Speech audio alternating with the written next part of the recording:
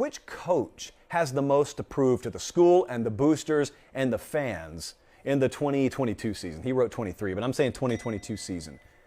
Now, this may sound like who's on the hot seat. I didn't take it that way. That's why I'm going to start this off with James Franklin at Penn State. James Franklin is on no sort of hot seat whatsoever. James Franklin, we're a big fan of him.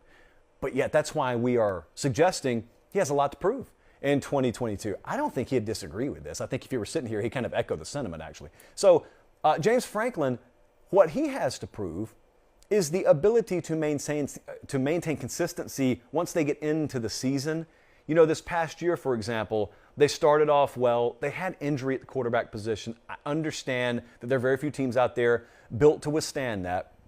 But what upset a lot of Penn State fans is not only did they lose to Iowa, then they also lose to Illinois.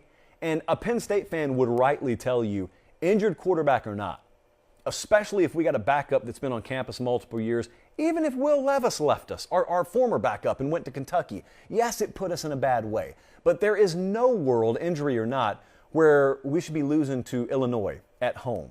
I think that was off a bye, no less. So there's no world where that needs to be happening. And that happened in the middle of a string of losses. So what they need to prove, after they ran off a string of 11 wins in 2019, they had 11 wins in 17 and 16.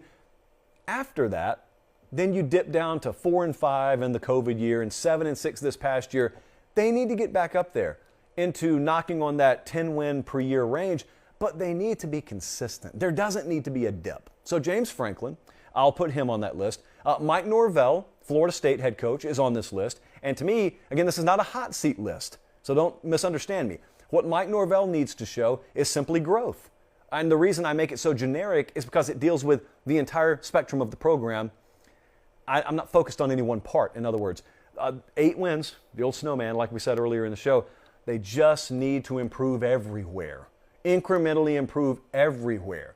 Make sure that when you're watching them in September and then November, in November you're saying, this team looks better than they did in September. And just overall this year, this program is showing signs of growth. Growth is the key word for Florida State because that's what they're preaching.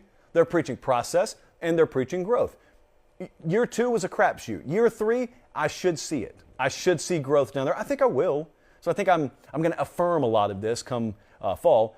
But Jimbo Fisher is another coach that I'm going to look at that certainly is the furthest thing from being on a hot seat. But I also think in the nature of the question that was asked, he does have stuff to prove.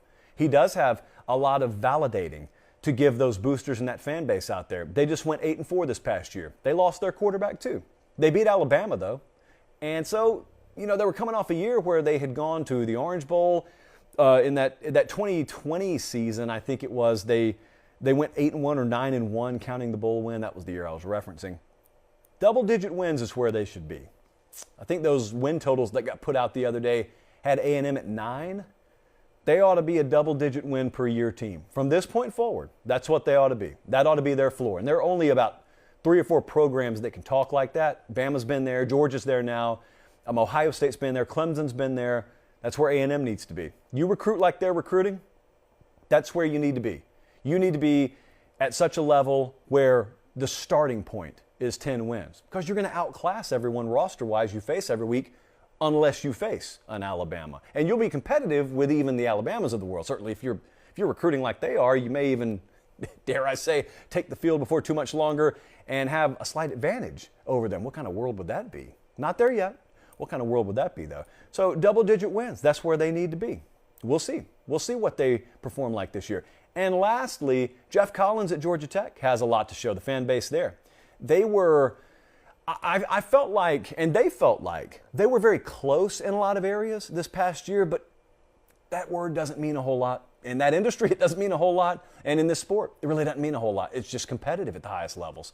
That's the way it is. And so 3 wins. It's been kind of a 3-win thing, I think, all 3 seasons so far. 3 wins there. The final 2 games, look, if you're watching on YouTube, the final 2 games of this past season, they lost 55-zip and 45-zip. They got outscored 100-0 in their past 2 games.